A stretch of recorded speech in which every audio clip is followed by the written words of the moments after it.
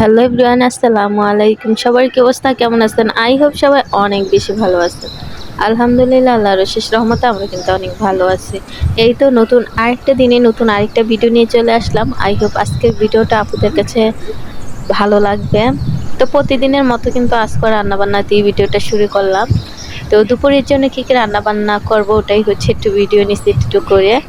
দেখা যায় যে পুরো ভিডিও নিতে পারি না বা নেওয়া হয় না, তো ভাবলাম যে এখন থেকে চেষ্টা করব প্রতিদিনই একটু একটু ভিডিও নিয়ে আপনাদের মাঝে শেয়ার করার জন্য।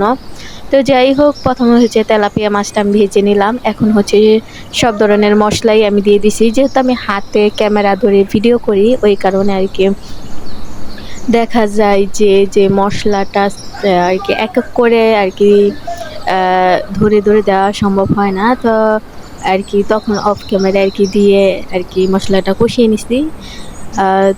মানে সব মশলায় অল্প অল্প করে একটু দিছি, দিয়ে হচ্ছে এখন মশলাটা যখন কষানো হয়ে গেছে তারপরে হচ্ছে আমি টমেটোগুলো অ্যাড করে দিলাম, দিয়ে হচ্ছে একটু কষিয়ে মাছগুলো দিয়ে অল্প একটু ঝোল করে ভুনা টাইপের রান্না করে নেব। আর এর সাথে হচ্ছে আমি শাক রান্না করব। তো মাছটা হচ্ছে ভুনা করে নিতেছিলাম। আর বিশেষ করে আপনারা অনেকেই জানেন যে আমি কিন্তু নলা মাছ বলেন বা রুই মাছ বলেন, এই মাছগুলো বেশি খাওয়া হয়। আর তেলাপিয়া বা অন্যান্য মাছ খুব কম খাওয়া হয়। তেলাপিয়া মাছটা মেনলি আর কি একটু ভুনা করে খেতেই ভালো লাগে। আর এমনিতে তেলাপিয়া মাছটা আমার কাছে অত বেশি ভালো লাগে না, তারপরে মাঝে সাঝে আনা হয়। যেহেতু আমার মেয়ে আবার একটু মোটামুটি পছন্দ করে হচ্ছে পাঙ্গাস মাছ, আর এই তেলাপিয়া মাছটা তো কাটা কম, আর থাকলেও বড় বড় কাটা, এটা খেতে কিন্তু সুবিধা একটু। তো যাই হোক, মোটামুটি কিন্তু কষানো হয়ে গেছে। কষানোর জন্য কিন্তু আমি এক্সট্রা একটু পানি দিয়ে দিয়েছিলাম। তো মোটামুটি হয়ে গেছে তরকারি, আর আমি ঝোল দিয়ে ঢেকে দেবো, ঢেকে দিয়ে রান্না করে নেব।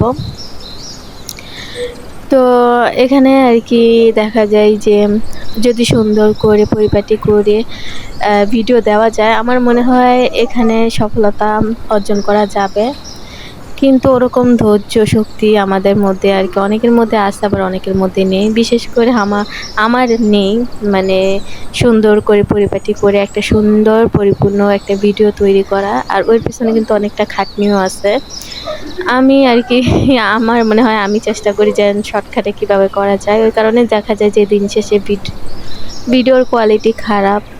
তো এইসব ভিডিও আর কি অনেকের কাছে ভালো নাও লাগতে পারে। মানে সবাই তো আর এখনও রান্নার ভিডিও পছন্দ করে না। আর এটা হয়তো বা রান্নার চ্যানেলও না যে আমি শুধু একটা রান্নার ভিডিও দেব।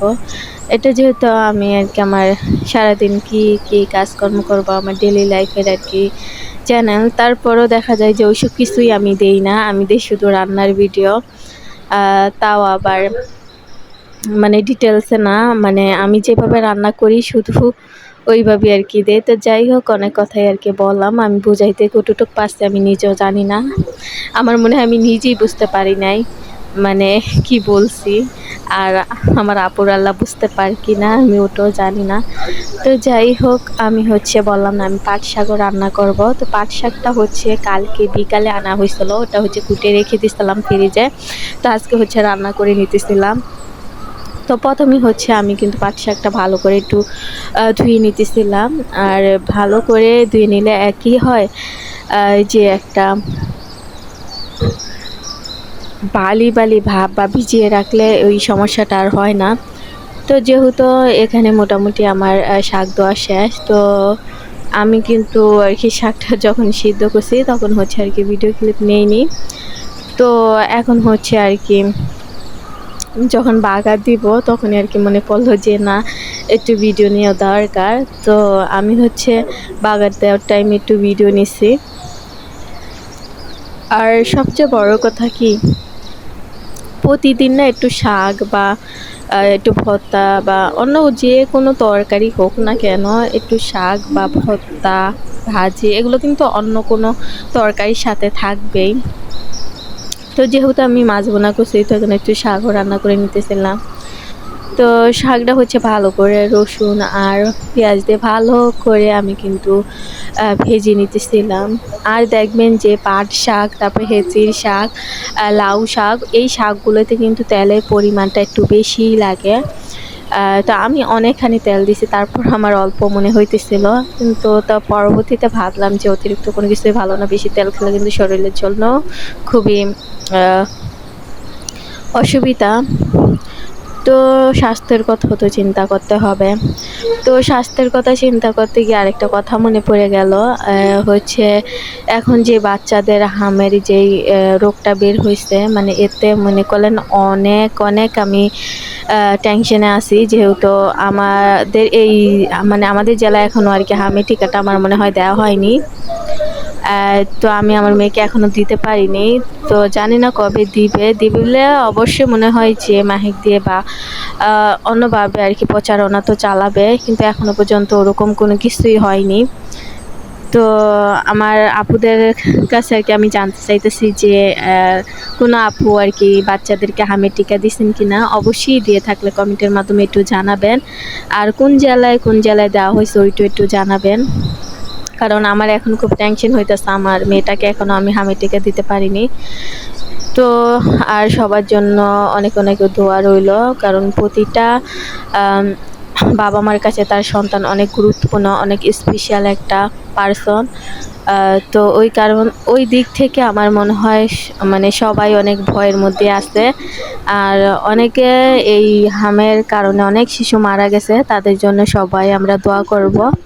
তো যাই হোক, সবাই সবার জন্য দোয়া করবেন, সবাই যাতে আমরা ভালো থাকতে পারি, সুস্থ থাকতে পারি। তো অনেক কথা বলতে বলতে কিন্তু আমার রান্না বান্না শেষ। তো আমি হচ্ছে এই কালকের একটু ছোলা ছিল, ওটাই হচ্ছে শসা দিয়ে মেয়েকে দিতেছিলাম। তো বলতেছিল যে শসা এমনিতে খায় না, তো এইভাবে আর কি দিলে আর কি বুটের সাথে মিক্স করে দিলে তারপরও একটু একটু আর কি মোটামুটি খায়। তো যাই হোক, আমি কিন্তু ভিডিওর একেবারেই শেষ পর্যায়ে চলে আসছি। অবশ্যই ভিডিওটা কেমন হয়েছে কমেন্টের মাধ্যমে জানাবেন। আপনার একটা ছোট্ট মূল্যবান কমেন্টই পারে আমাকে আরেকটা নতুন ভিডিও বানাতে অনেকটা উৎসাহিত করতে। তো এই তো আজকের মতো ভিডিওটা এই পর্যন্তই, নতুন কোনো ভিডিওতে দেখা হবে। আল্লাহ হাফিজ।